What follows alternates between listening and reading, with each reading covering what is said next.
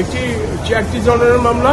Total এখানে premier ব্যাংকের 60টি মামলায় 464 কোটি টাকার চেক তোমার ডিসঅর্ডার হয়েছে।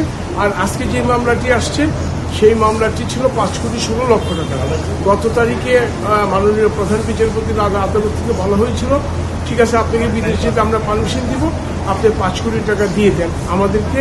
আজকে 6 জুনের মধ্যে জানান। তো আজকে যখন 6 জুন মামলাটি ধরল তখন তাদের পক্ষের আইনজীবী সময় চাই, তখন আদালত বিস্তারিত শুনতে চাইলেও আমরা বিস্তারিত ব্যাখ্যা দিলাম যে ওনার কাছে টোটাল পাবে 3,500 কোটি টাকার উপরে।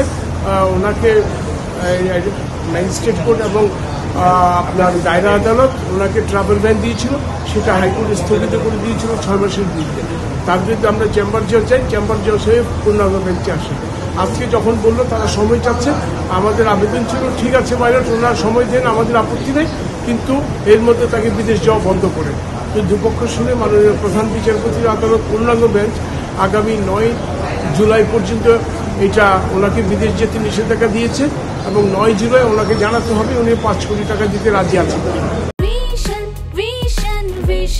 100% কপার কন্ডেন্সারে তৈরি ভিশন ফ্রিজ, তাই গুণে মানে অটুট থাকে বছরের পর বছর।